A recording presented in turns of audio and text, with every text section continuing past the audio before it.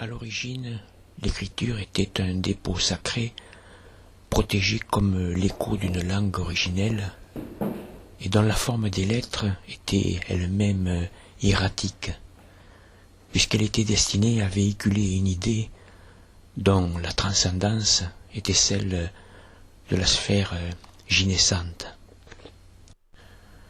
Les lettres qui racontent ce monde, le monde des commencements gynescents, constituent ce que l'on pourrait appeler l'écriture absolue, puisqu'elles sont indépendantes de la langue parlée. Elles constituent un langage synthétique et muet, purement visuel, comme les chiffres dits arabes, qui peuvent être compris par tous les peuples, bien que personne ne les nomme des mêmes mots. Jamais il n'a été question de copier et recopier, de produire et d'additionner, de dupliquer et de multiplier.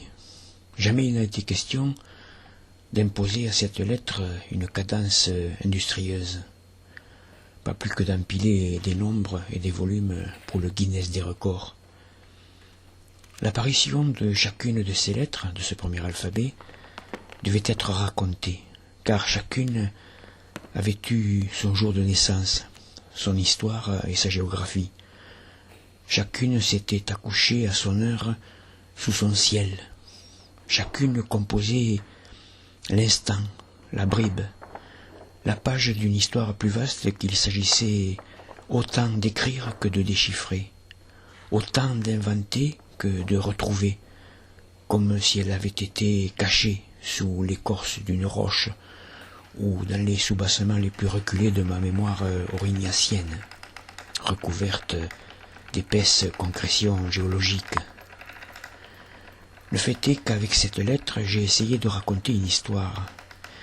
Et comme cette histoire était extraordinaire, j'en ai fait l'historique dans des grands livres, des livres qui racontent l'histoire de l'histoire.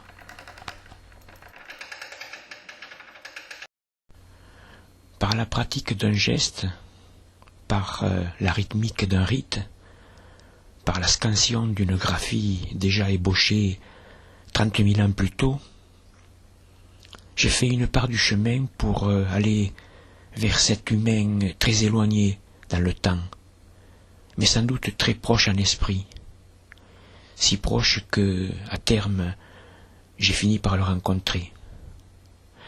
Du reste, il n'était pas si loin que ça, puisque il était quelque part en moi.